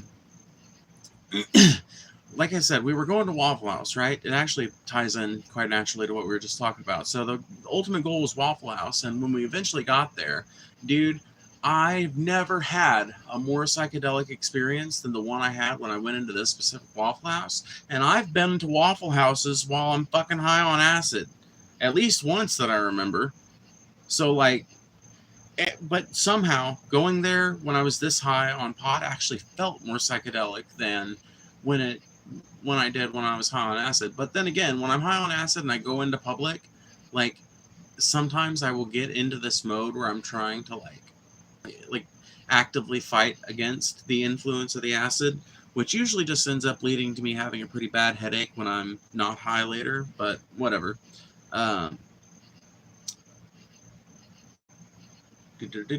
Where was I at?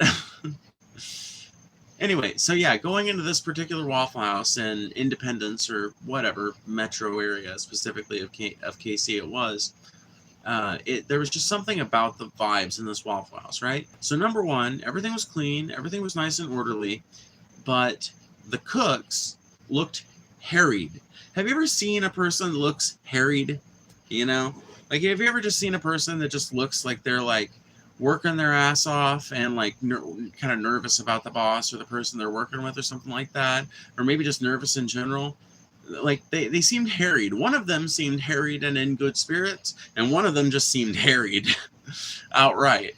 But then I noticed the waiter, right? And I think the waiter and his like little walk he was doing is what set me off. And this is one of the beautiful things about weed, right? Is that you'll perceive something that normally you would probably just interpret as, oh, that person's probably a little autistic like I am, and so they're just engaging in a weird little bit of like passive role play as they're going about their day, you know, just doing a more interesting walk just to break the day up, right? But because I was super fucking stoned, I looked at that waiter and because you have to understand, at a Waffle House, the waiter that's walking around cleaning off all the tables and all that shit, they are typically basically the ones running the restaurant if when the general manager's not there. In theory, it should be the head cook, but in practice, it ends up being the waiter and the waitresses, because the wait staff are the people who are the true intermediaries between the kitchen and the broader restaurant, right? Now that said, right, one of the reasons why this kind of co-shift lead kind of structure kind of works, one of the reasons why it's kind of kept an equitable situation is because the cooks can be directly held accountable by customers that choose to sit at the bar, because the kitchen is right out there in the open. There's barely any back of house area. But the cooks are reliant on their waitresses and waiters to get food out to the outer tables and to conduct business with them and everything. A very strange atmosphere is a Waffle House. Point is, this waiter's vibe set me off. And I think one of the beautiful things about weed is that you can take something like that, like a weird little body language change that you would normally notice as something innocuous, and you translate it when you're super stoned into something a lot more nefarious. So in my mind, he was not just engaging in some weird walk to break the day up and to give himself a little bit of, you know, something to put his mind on that's not like fucking like ordering some more bacon to be fried up in a few minutes, you know? I took that, and my high ass was like, oh my God, I have just walked into a Waffle House in hell. And it's ran by a literal Nazi. But I also got this like intense feeling of like, you can't turn back. I had this like unconquerable feeling that I had no option but to proceed forward, that the only way out was through. And I'm sure a lot of that was honestly just like social instinct and shit. Like obviously I didn't want to cause a scene. I'm heavily against causing a scene. I am very much a go along to get along kind of person, you know, when it comes to a lot of that shit. Now, I will create a scene if it has to be made. Like if you, like there are certain things for which it would come to that, but I'm normally the kind of person that would rather not have everybody looking at me, would rather not have everybody looking at whoever I'm there with, etc. And so I'm, you know, pretty amenable when it comes to that sort of thing. And I knew that I really didn't have any recourse but to either be like, sorry, I'm not really hungry, guys. I'm just going to wait out in the car. Or I could sit with them and deal with the devil. What else was I going to do? So I sat down and prepared to be waited on by, you know,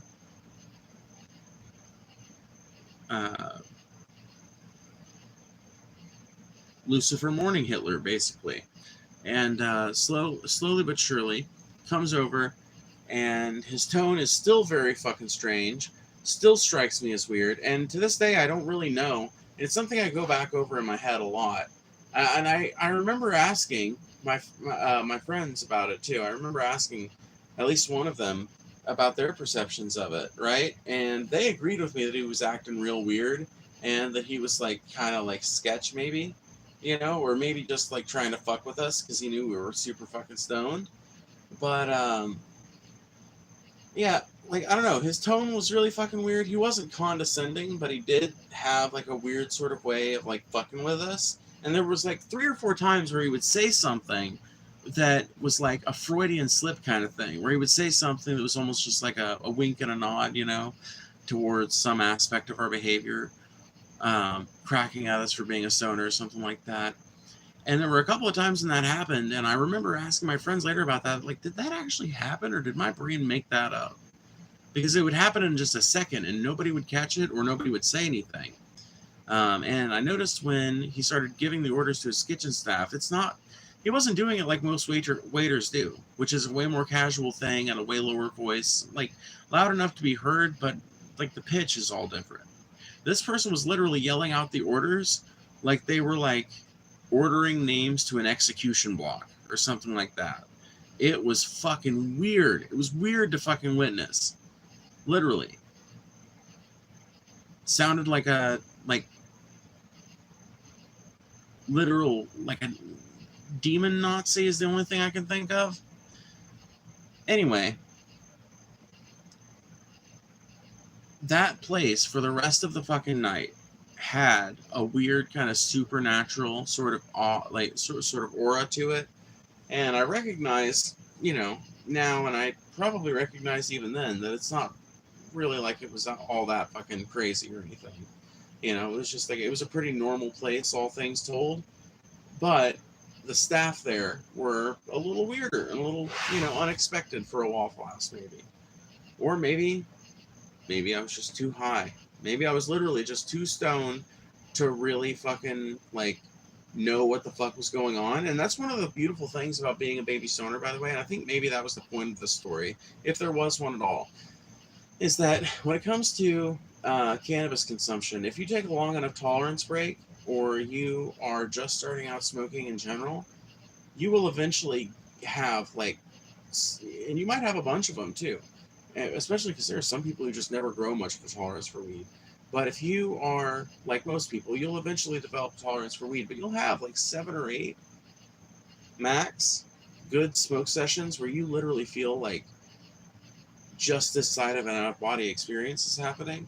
Like, crazy shit's going on, colors are more vivid, you feel like you're hearing shit, but you can't tell if you really are, or if that's just how it's being reinterpreted by your head. I really do believe that high doses of cannabis combined with low tolerance can lead to psychedelic experiences, or something very akin to a psychedelic experience. Sorry, I know that went on forever, but if there's any more details of that story y'all want to hear, let me know. There's actually another related Kansas City story about that same plug, but ultimately that one's not that interesting. At least I don't know how to make it interesting. I need to remember more things about the conversation that me and my friend had, different friend, in that story. I need to remember more of the conversation that we had on that trip, because there was this trip, I guess I'm fucking telling the short version right now. I had this friend that ended up being the second plug I had, and actually introduced me to the plugs that I had later on when I moved to a different part of Missouri. But anyway,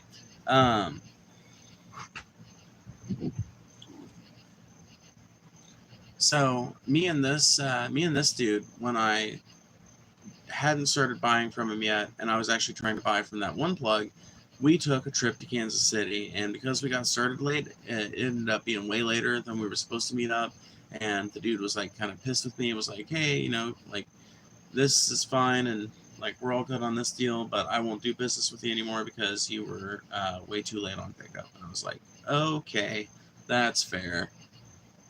What else was I gonna say? I mean, I couldn't really help it, but motherfucker, you know, he don't want to hear my sob story.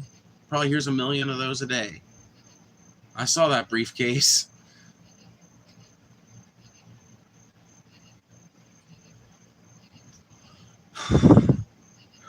Even with a high tolerance, the right strain can make me hallucinate crazy fractal patterns and stuff. I've never had visual hallucinations on weed, at least not ones that I were aware were visual hallucinations, but I definitely get your meaning.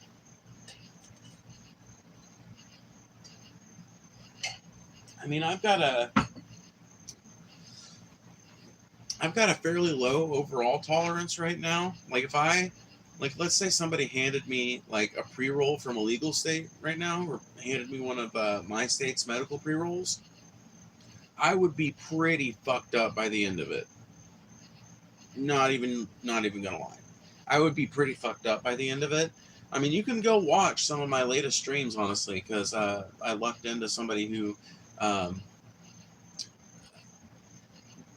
like basically a friend gifted me a little bit of um, like proper cannabis, as you might say, and like basically those streams are me having a really interesting conversation for like 45 minutes and then starting to hit the bowl more. And the closer I get to being done with it, the less coherent I am. And that's because I don't exactly have a very high tolerance anymore because I completely changed my smoking habits. I used to start every day by smoking, and there's no shame in this either. This is a completely valid way to start your day, and I'm excited for the fucking day to come when I can do it again. But I used to start every single day out with smoking, and like pretty much felt like I couldn't get anything done or accomplish anything until I got the chance to smoke. And now I'm not like that anymore, and I'm honestly pretty glad because it's like a difficult thing to do, especially now that I've got a kid and everything. You know, obviously you can't smoke around your kids, so I've got to like schedule. I've got to like schedule my smokes now, and that alone is enough incentive uh, to put it in a place of lesser importance in my life, basically.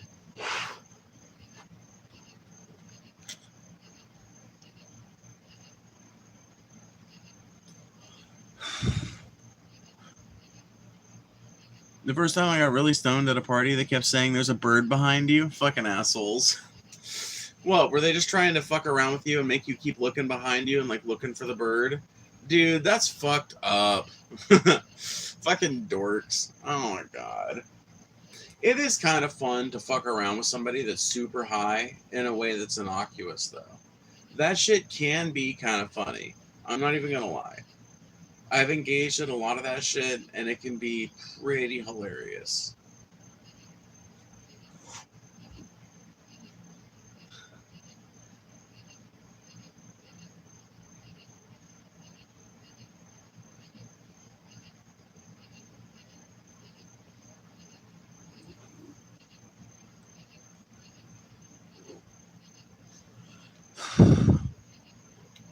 The first time I dabbed was more psychedelic than my first psychedelic. Let's see. The first time I ever dabbed, I wouldn't say it was more psychedelic than my first psychedelic, but I also don't remember my first psychedelic that well. I know I didn't see anything too crazy while I was on it, but you know, I also something just occurred to me. I had my first profound experience with acid before I had my first profound experience with cannabis, I think.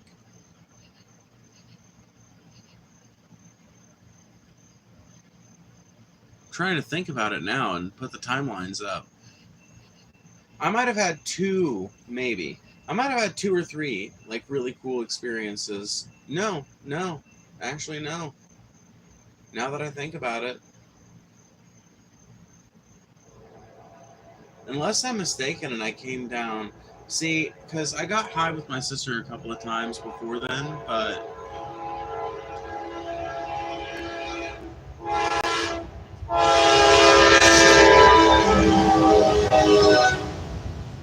I can't remember though. I feel like I did actually get high like two times before that, like meaningfully. I smoked a little bit out of like a pipe that one of my friends brought over one night when we were just hanging out and offered me some. And I was like, yeah, I'll try it, you know, fuck it. Like, I wasn't exactly about tobacco smoking at the time, but I was like, fuck it, I'll try weed. I didn't like it very much at the time, but it was also just like Mexican brick pack Reggie bullshit. So there probably wasn't actually much THC in there to begin with.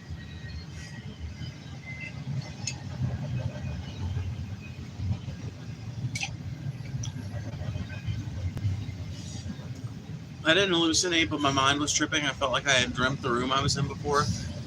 Honestly, Riley, you just touched on something that I think helps to maybe clarify in my mind the difference between the psychedelic feeling of certain weed experiences and the psychedelic effects of proper psychedelics, right? So, weed in high enough doses and combined with the right tolerance conditions and things like that can lead to a situation where you legitimately feel like like where you're seeing reality and observing it accurately, maybe with a little bit of like brighter colors or something like that. You might have some kind of minor, almost indetectable visual effect, but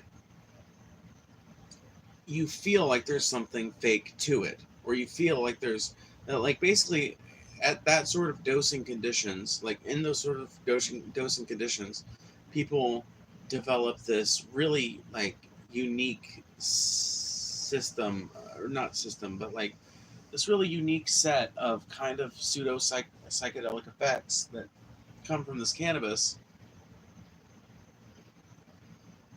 where people will perceive the room they're in as being unreal, or as the situation they're in as being unreal in some way, or as being like of more importance, or like in my situation where I had this sort of like I really did have this sort of like deep inner feeling that I had somehow ended up at what was effectively a haunted Waffle House. And pretty much up until the moment we paid our check and left, I thought I was probably going to end up trapped there forever somehow. But that was my mind tripping, and I don't know how to explain and differentiate that between somebody who also feels those things, but their brain is making them see things as well and hear things that also confirm that in their head.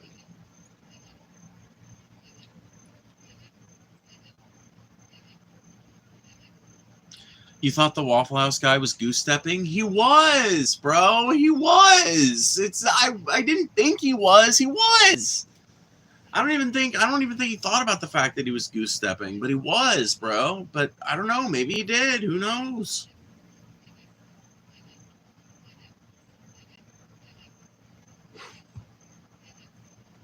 But yes, I thought the waiter was fucking goose stepping.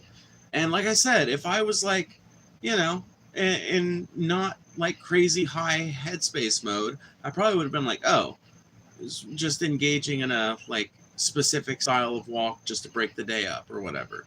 Because like there are a lot of military marches that are goose stepping, and like goose stepping is not always a Nazi thing. Now it's usually associated with imperialists and army people and things like that, but you can do the move associated with that just to break up the monotony of your day and to like practice your balance and shit like that. And that's what I probably would have thought if I'd saw that waiter any other night. But that's not what I thought on the magical night that I went to Demon Hitler Waffle House.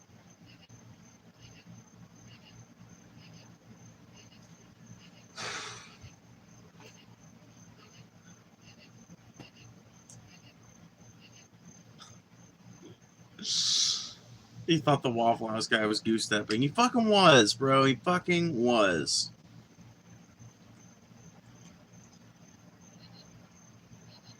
I'm not even saying he was trying to be a Nazi about it either. I'm just saying that that's the direction that my brain took it, okay?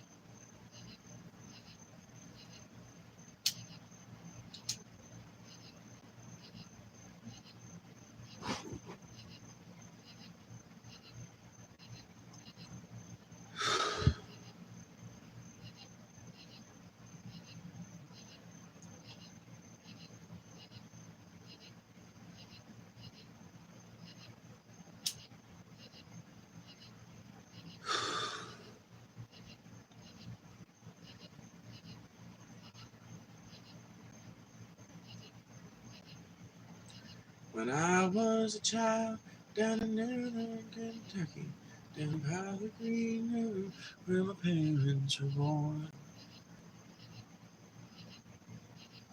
Did my clock reset at some point?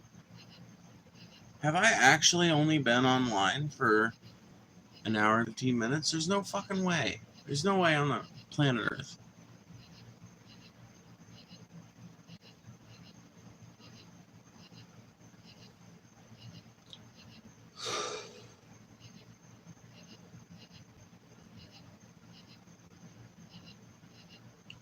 My favorite Scotty bit was about Waffle House. Wish I could find it again.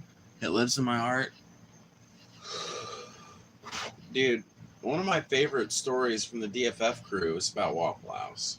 It's that story about the crying waiter, or I'm sorry, the crying waitress and the cook that was just like trying to hold the place together as best he could, despite having no support from his wait staff.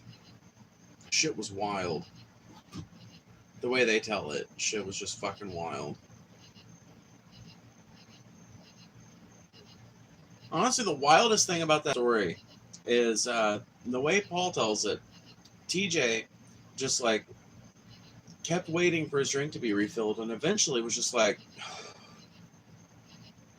I'm just going to go back there and get me some. And somebody at the table was like, you can't do that. Like, it's employees only. And TJ was like, fuck that. Pushed his chair back, got out, walked around to the back, right? But walked around to the publicly visible but fucking cordoned off area where the employees make you your drink, and fucking scooped him some ice and fucking got him a drink. And the cook guy apparently yelled at him.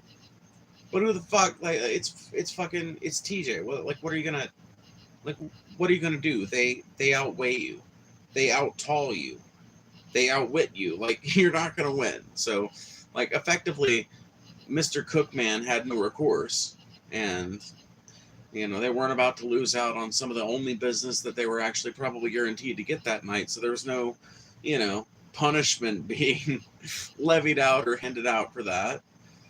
And that, I think, is the wildest part of that fucking story. It's just like, that's the type of shit that goes at the Waffle House. Not all the time, not universally, shouldn't be that way, but that's the way shit goes sometimes.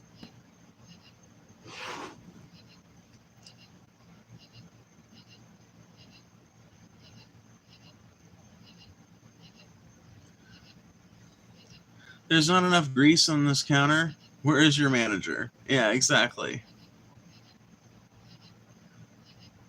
Is that the bit?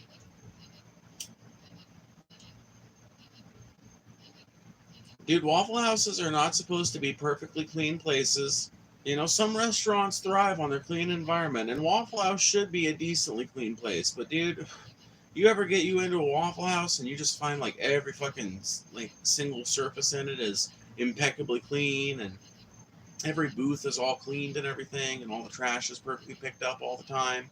Man, you have arrived at a shitty Waffle House, because there ain't nearly enough drunk, dumb motherfuckers coming in and crowding that place out at 3 a.m. Not nearly enough, and that means there's something desperately wrong with the food. Because drunks and crazy fucking stoned hippies like myself love just about nothing more than a 3 a.m. Waffle House trip. In fact, it's such a fucking trope. Literally, it's such a trope and common thing that, like, a lot of Waffle Houses in the country, if you look up, like, just any given Waffle House's popular times, what you'll find is that the biggest spike doesn't happen at 11 a.m., doesn't happen at 8 a.m., doesn't happen at 9 a.m., doesn't happen at 5 a.m., happens between 12 and 3 a.m., because that's when bars start letting out. That's when like stoner night owls have finally smoked enough to like smoke their way into being convinced that they need to engage in their munchies cravings. It's about that time when people start craving the sort of foods that Waffle House provides, and um, in spades, basically.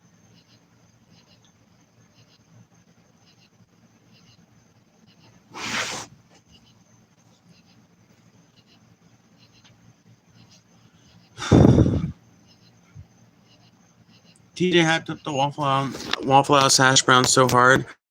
I only went one time. I was thoroughly disappointed. I don't know if he has shit taste in hash browns or if that batch was just made poorly. It might be that batch was just made poorly, because I think that a good batch of Waffle House hash browns are pretty much superior to any other kind of loose hash brown you're going to get anywhere else. Now that's the thing. If you prefer a hash brown patty or something like that, that's not what Waffle House serves. But if you're talking about like loose hash browns, that's what Waffle House is great at. I mean, that's pretty much the main thing that they excel at, really. If you want to talk about just like everyday mainstay items, and It pretty much takes the place of their fries. Now, here's a few tricks that if you ever decide to go back to Waffle House, here's a few tips and tricks you can use to make sure you get the best fucking possible hash browns. Number one, always get them smothered. The onions, just add a little something something to the hash browns. Always get them covered, as in with cheese. Um, and I usually get them peppered as well, which means jalapeno peppers in there, but you don't have to. But I would encourage adding at least one more ingredient in there to give it a little extra salt kick. So you can say smothered, covered, and uh, uh, what's the one for ham? Smothered, covered, and cubed, maybe? Damn, I can't remember now. But if you look through the different like accoutrements that you can get with your hash browns, you will find that there's a bunch of different ways you can get them. You can get them like capped is another one where you have mushrooms in there. You can get them country where they've got gravy on them. Dude, you can go all sorts of directions with Waffle House's hash browns, and that's one of the ways that you can kind of make them better. But another way that you can increase your consumptive pleasure when engaging in that sort of particular culinary fare is by having the cook, and they'll be happy to do it, by the way. Just ask your waitress. Like, Waffle House is as customizable as any other place you've ever been to with a breakfast menu, okay? So, you can tell the cook, or you can tell your waitress to tell the cook to do your hash browns well done. And will that will spread, the cook will spread out your hash browns. For example, if you have double serving, they will spread out all of those hash browns over a much wider area than they normally would, and they'll flip them, and effectively what you get after the end of that is something that's way more, it's like a weird hybrid between a hash brown patty and loose hash browns. But I actually prefer it done that way because a lot of times they'll because the way they cook the toppings in there, you end up getting these like intermixed layers of stuff if it's done just perfectly, and you get a really fucking delicious food item. But before you eat it, add a little bit of salt because they don't add no salt to it, no pepper or nothing. And you have to understand what you're dealing with Waffle House. It is a place that evolved out of like Southern diner culture, which assumes that people are going to want to add their own level of seasoning to shit. That people are just like, you're trying to please the most amount of people with foods that are yummy, not necessarily because they've got a bunch of salt, pepper, and other seasonings in them, but just because they're fucking kind of good in general.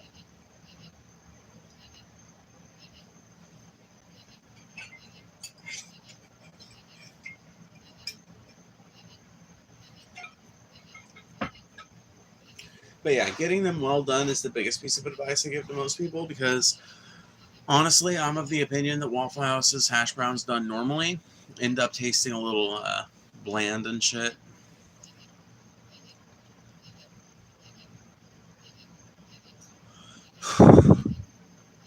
Are they usually crispy? Like even a little crispy? It was just pure sogginess? Oh no!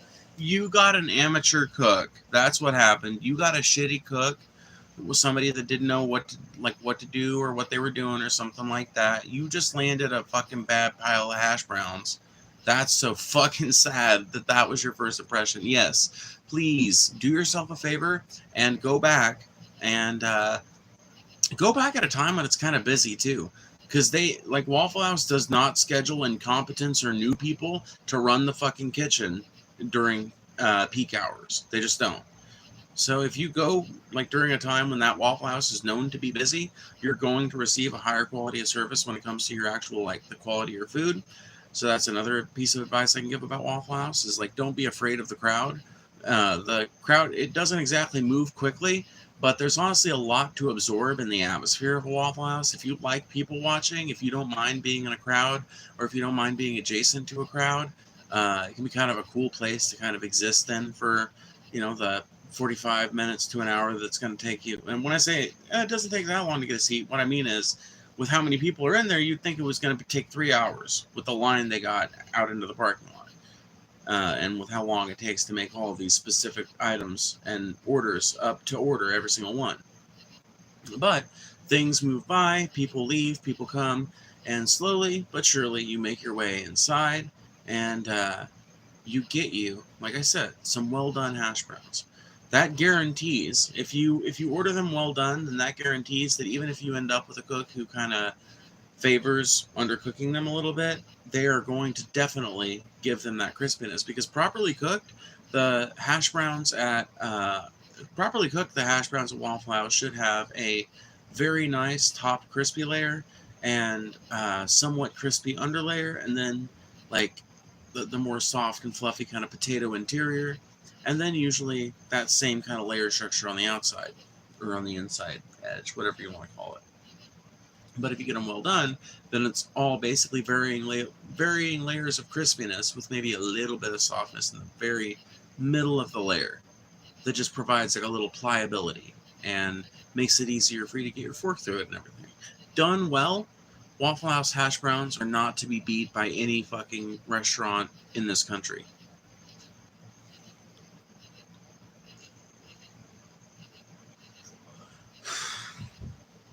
The ones I got were all hash, no brown. Yeah.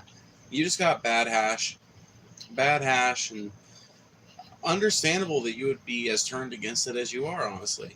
But yeah, if you can go back to a Waffle House and go back at a time when there's more likely to be someone with more experience, that also just applies to like morning shifts and late night shifts in general. Tend to have somebody pretty experienced working like a primary role.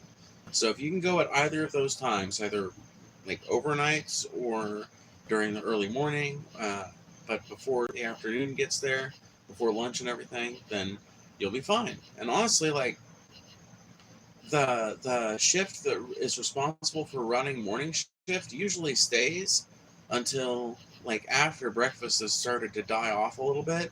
And once that starts happening, right around like 8:30, 9 o'clock, something like that, sometimes late as 9:30, that's when you can come in and enjoy some of the best fucking fare that you're going to get in a Waffle House, because the more experienced the people aren't making it, the more they know how to get the maximum of product that you're making, and the better your experience is. There was that Japanese tourist online who visited a Waffle House and was disappointed that they didn't see a fight. Yeah, I mean, Waffle House does have kind of a reputation, apparently, I guess now an international reputation, for being kind of a violent, rowdy place. And the truth of it is, violence is only marginally more common at a Waffle House than any other given retailer, okay? Marginally. Hardly a statistic worth considering, okay?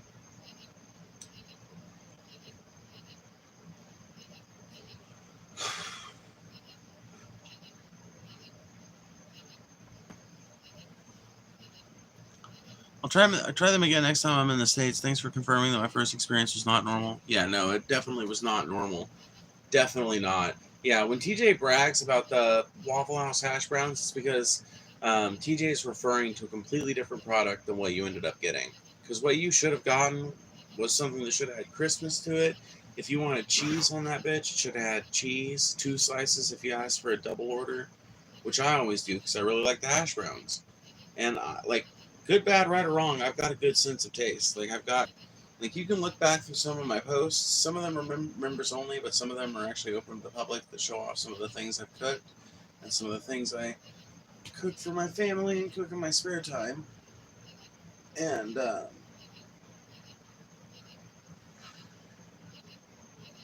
you can very much get a sense from those posts that I don't have. Like, I'm not lacking taste, right?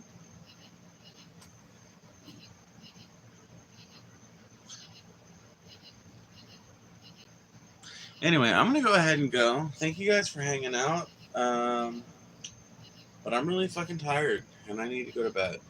So I will see you guys around.